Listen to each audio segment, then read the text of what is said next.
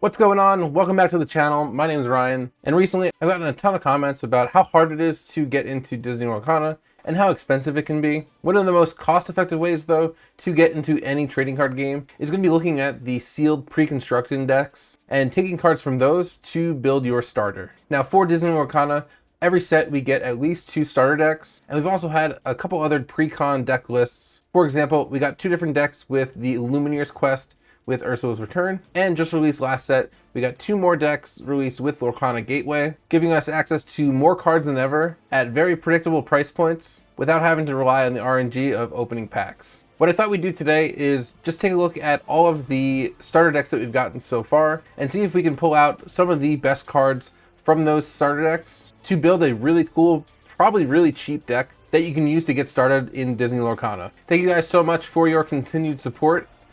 We're on our way to 1,000 subscribers, and once we get there, we're going to be giving away our copy of the D23 collector set that came out with Shimmering Skies. So if you want a chance to win cards like the Mickey and the Cinderella scene here, make sure you head over to our giveaway video, subscribe to the channel, and leave a comment. And as soon as we hit 1,000 subs,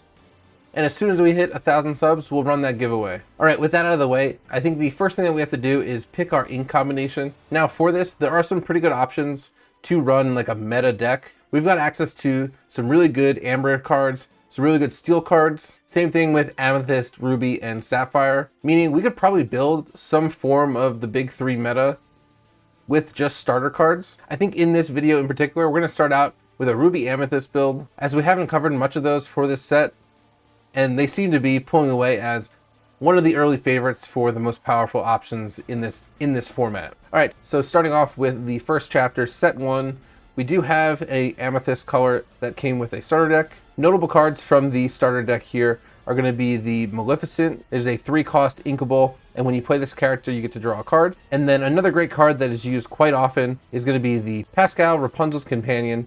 Whenever you have another character in play, your Pascal is going to actually gain evasive, allowing it to avoid being challenged by a lot of the characters that get played in the early game. And then this starter deck came with one of the best actions for Amethyst, and that's going to be Friends of the Other Side. Normally, every single Amethyst deck runs 4 copies of this. It's a 3-cost song that can be sung, and plain and simple, you get to draw 2 cards. And then we also had a Ruby deck in set 1. Now, in this Ruby deck, I don't see any characters that stand out in particular to me to include into the current meta-like deck. The only thing I would really point out here is we do get a Dragonfire, which is pretty situational as it's uninkable, it's 5 cost, it can't be sung, but it does have the benefit that it can banish any chosen character. So as long as they don't have ward, we'll be able to take things out with actions. And given what we'll have available to us with our starter deck restrictions, this is going to be an action that's going to put in a lot of work for us. All right, now moving on to set 2, Rise of the Floodborn. We did get a Amethyst Steel deck in this set. Unfortunately, no Ruby cards in starter decks for this set, but taking a look at the Amethyst deck, you got some of the most powerful Amethyst cards included with your starter deck. And we're probably going to end up putting most, if not all of them, into our ultimate starter deck here. So first off, let's talk about the Cusco Wanted Llama. Whenever this card is banished, you can draw a card. You also have access to one of the strongest rush characters in Amethyst, and that's with Madame Mim Fox, with the added ability that you have to bounce one of your characters that are on the board currently in order to play her, which is great because we can use it as an alternative way to heal certain characters, to reactivate their abilities, and having access to that card alone just from a starter deck is kind of crazy. If you can still find any set 2 starter decks, if you can still find them for MSRP, you're getting a great $5 card with Madame Mim Fox. You're filling out your Merlin and Madame Mim collection while also getting the chance at one of the super expensive like Beast cards from that set. But let's keep going with our Madame Mim cards. Obviously, we're going to also include the Madame Mim Snake, just another way for us to bounce characters that are on our field to use their abilities multiple times. These 2 cards since set 2 have been just a staple for any Amethyst deck. We're also going to have the Merlin Crab at our disposal, allowing us to give one of our characters +3 strength whenever he enters or leaves the battlefield, allowing for our early game characters to really surprise our opponents. You can use this thing in combination with like a Cusco to not only take out something from your opponent, but if Cusco gets taken out, you can draw a card as well. And for 3 ink, this is one of the best plays you can do to really surprise your opponent with a character play. And then another Merlin that we have to talk about is one of the staples for closing out Amethyst games, and that's going to be the Merlin Goat. Being able to play this and pick it up multiple times in a turn allows you to quickly gain lore and close out a game without giving your opponent really a chance to respond. And for a starter deck coming with 3 copies of this Merlin Goat, I think that's just really crazy. As well as you also get a copy of the Merlin Rabbit, which most decks usually run 4 copies of this. Whenever you play him and whenever he leaves play, you're going to draw a card. Just unlocking that powerful draw engine, especially with all that bounce, being able to play this, get a card, pick it up, draw a card. Even though these combos were released in set 2, we still see them used over and over again here in set 5 as one of the most meta ways to play Lorcana. And then as for actions, we do get access to a first chapter action that was not in a starter deck with Freeze, which can be good in certain situations where you need to exert an opposing character, but I don't think I'm going to include them in our deck. And let's move on to Into the Inklands and see what else we have. So for set 3, Into the Inklands, we got a Ruby Sapphire deck, and with it, the only character that I'd really point out here would be probably the Simba Scrappy Cub. He is just a 1/1, but he quests for 3, so if you're playing a really aggressive Ruby Amethyst deck, you might want to think about putting this into your deck. Otherwise, the only thing really of note here would be the Maui's Fishhook item, allowing you to give any of your characters evasive until the start of your next turn, or give them +3 strength on this turn, which would provide not only just a little bit of safety, but also, just like the Merlin Crab, allow you to challenge up into things and get a really beneficial trade, especially if your card has leave the battlefield effects. And then for set 3, we did not get any Amethyst starter deck. For that, we'll actually have to move on to Ursula's Return, where we got the introduction of the Madrigal characters. The best one to note is going to be Isabella Madrigal, Golden Child. She is an evasive 5-cost character, 3 strength, 4 willpower, and during your turn, if no other character has quested, this character gets +3 lore, making it a quest for 4 card, especially with Amethyst looking to get a lot of lore with the goats. You can use this card to quest, get the benefit of that 4 quest in one go, and then just keep doing your bouncing shenanigans to either get more lore with your goats, get more cards with your rabbits, etc. And then for actions and locations, we did get Poor Unfortunate Souls and the Casa Madrigal, although neither of which really are meta cards, so we'll leave them out of the deck for now. But with Ursula's Return, we got the addition of a different kind of pre-con, and that is the Illumineer's Quest, which now that it's been out for at least a set, we've been starting to see this go on sale quite often. I know for Labor Day, they had a pretty big price cut for this package, and it's pretty easily available in stores. I wouldn't be surprised if on Black Friday, you can get one of these for extremely cheap and just instantly expand your collection of like starter deck cards to have at your disposal. In this pre-build, we did get a Ruby Ambi deck as well as a Amethyst Steel deck. Looking at the Ruby cards first, this Goofy Super Goof is a great card that you can get out. It has Rush, and whenever he challenges another character, you're going to gain 2 lore. Another great card to pair with that Isabella Madrigal, because this Goofy doesn't rely on questing himself. You'll still be able to gain lore with him even if he can't quest, because Isabella quests. Now I did want to talk about the legendary card that comes with this pre-build, and that's the Mulan Elite Archer. She has Shift 5, and if you use Shift to play her, she's going to get +3 strength on this turn, and during your turn, whenever she deals damage to another character in a challenge, you can deal that same amount of damage to up to 2 other chosen characters, allowing you to potentially do 5 damage to 3 characters in a single attack. Pairing that with some of the bounce options of Amethyst, allowing you to continually just replay this over and over again, could be something useful to include into your deck, especially since we don't have access to some of the more powerful removal cards of Ruby with our starter deck limitations. This could be an alternative way to get a very strong ability into your deck. And then if we're running with that Mulan Archer, we do need a Mulan to shift on top of it. So you can either go with the 2-cost Mulan Enemy of Entanglement. Whenever you play an action, this character is going to get +2 strength on this turn. Or you could use the Mulan Injured Soldier. The only downside to this card is it's going to enter play with 2 damage. And because we don't have a way to heal that damage, it could easily be taken out before we're able to shift our big Mulan on top of it. But also, that big Mulan will keep the 2 damage, meaning we might not be able to reuse it with bouncing if we're attacking into something that's really big on the other side of the field. And then for items, we have two different options here. We have the medallion weights, a 2 cost to play, 2 cost to use.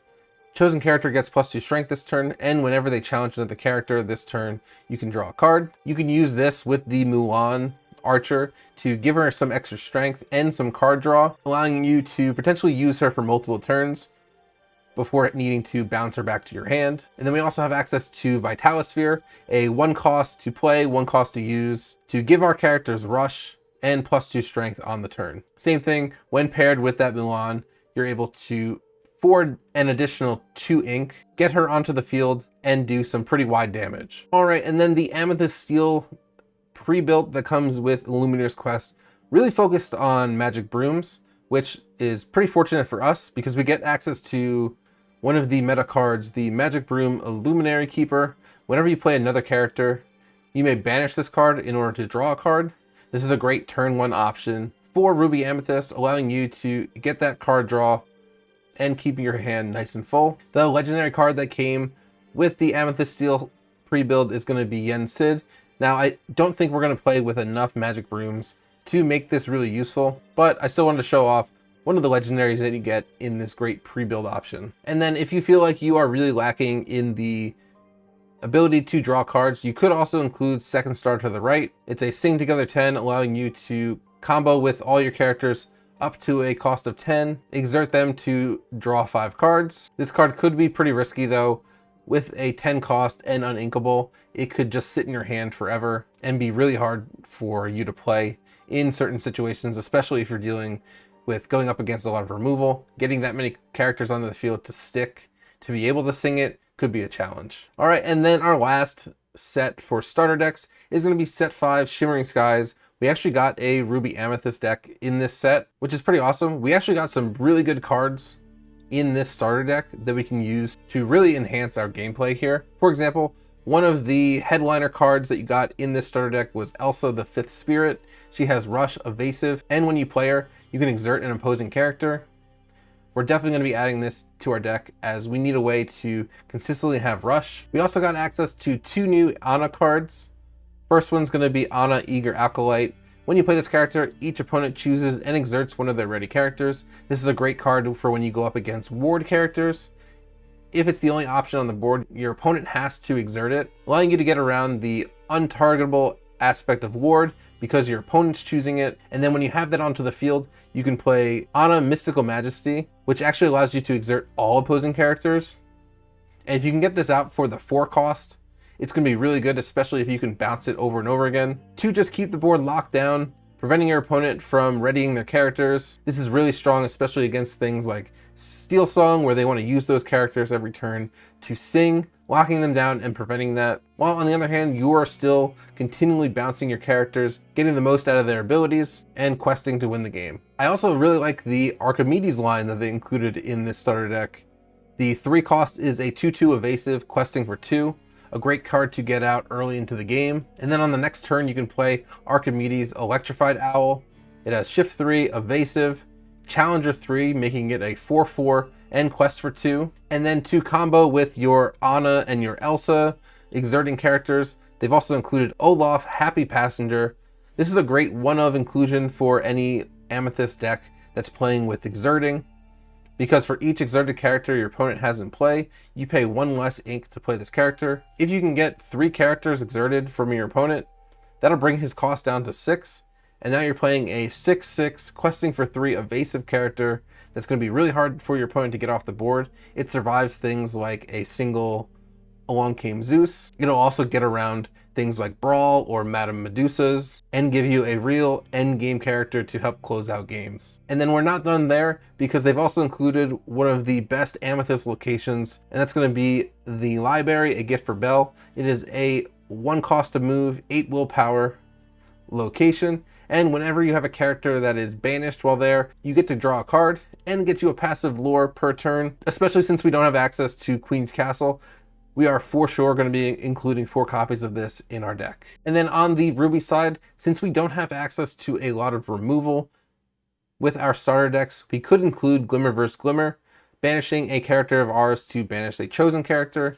if you banish like a rabbit or a goat, will still get their leaving the battlefield effects. This allows you to benefit off of the negative of this card, while also still being able to use its main ability of banishing any card on your opponent's side of the field. And then I promise one final card to talk about from the Shimmering Skies starter deck is going to be the 1-cost Simba, Adventurous Successor. He's a 2/1, but he has the ability, when you play this character, chosen character gets +2 strength this turn. If you combo this with some of the characters that you want to get banished in a challenge, you can swing them into your opponent's side of the board. You can use this card as a quick way to add 2 strength to any character that you want to attack with, especially when we're running that Mulan. Maybe you want to use it on your Rabbit or your Cusco to take something out in addition to them being banished. But a really nice card that we got as an addition to this starter deck. All right, and then the final product line that we have to talk about here for our ultimate starter deck is going to be the Lorcana Gateway that launched with this set. Now, this product is geared towards a complete entry into Disney Lorcana. You do get 2 different pre-built decks, and as you play through the game, they actually give you some bonus packs, which actually includes some pretty good cards that we can include into our starter deck. So for the Amber Amethyst deck, we're not getting access to any cards that we didn't have previously, but if you need an easy way to get more copies of your Merlins, of your Madame Mims, this could be a great option for you, especially once they start going on sale. You do get 2 copies of Madame Mim Snake. You also get another copy of Madame Mim Fox. Now for the Ruby Sapphire deck, we do get access to an Elsa from the first chapter, Elsa Ice Surfer. Whenever you play a character named Anna, you can ready this character. She can't quest for the rest of this turn, but we can use her to attack again after questing, or we can give her a little bit of safety, just being ready when we pass our turn. But the main thing that I'm excited to have access to is going to be Teeth and Ambitions, allowing us to target our own characters, put 2 damage on them, and then deal 2 damage to another chosen character. When you combo this with like your Cusco, or if we go back to the starter decks for Shimmering Sky, there's a Wreck-It Ralph that I'll bring up in a second that combos really good with this card. So definitely happy to include this here. And then here's that Wreck-It Ralph from the Shimmering Sky starter deck. Whenever you ready this character, you gain 1 lore for each damage on him.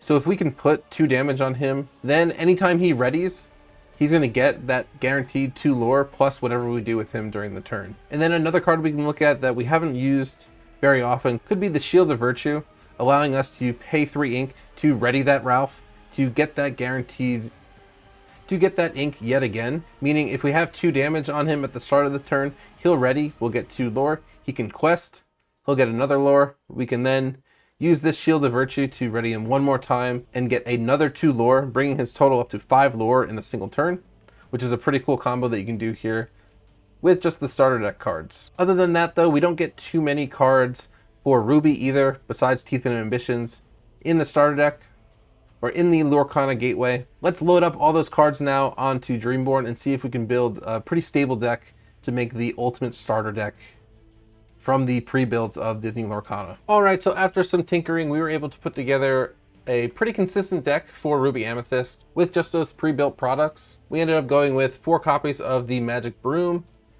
4 copies of Madame Mim Snake, 4 copies of Mulan, Enemy of Entanglement, 4 copies of Madame Mim Fox, 4 copies of Maleficent Sorceress, 3 copies of Merlin Crab, 4 copies of Wreck-It Ralph, 4 copies of Merlin Goat, 4 copies of Merlin Rabbit, 3 copies of Elsa the Fifth Spirit, giving us some rush and an evasive character, 3 copies of Mulan Elite Archer, allowing us to have access to some pretty good board wipe, 1 copy of Olaf Happy Passenger, just as a one-of, allowing us to potentially get a pretty cheap, very good endgame card out onto the field.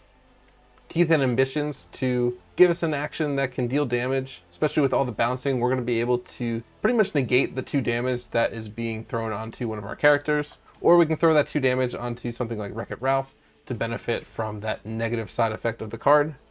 4 copies of Friends from the Other Side, 3 copies of Dragonfire, 2 copies of Vitalosphere, giving us access to a little bit more strength as well as rush for any of our characters, especially if we can't get a Shift Mulan out. For example, if we have a Vitalosphere out on the field already, we can just pay that extra ink, and then Mulan becomes a 4/6 for the turn with rush for 7 ink cost and does widespread damage, which is still pretty useful. 2 copies of Maui's Fishhook, giving us the option to either target evasive characters or keep our characters safe by giving them evasive until the next turn, or if we really need that extra damage, we can give them Challenger +3 to attack into something. And then for even more card draw, 3 copies of the library. And that does it for this deck building video using only pre-built products of Disney Lorcana. Let me know what you think of this concept. I was taking a look at the Amber and Steel cards available in these products as well, and I think there's some really good options to put together a similar concept deck, but for those colors. Let me know if there's any color combinations that you want to see built in this way. Thank you so much for tagging along and watching the video. Set 6 for Disney Lorcana is actually going to be announced on September 10th, so stay tuned to the channel because we're going to be covering everything that they go over in the Lorecast, and we are super excited to see what comes next for Lorcana. But until next time, I hope you have a great day. I'll catch you later. See ya.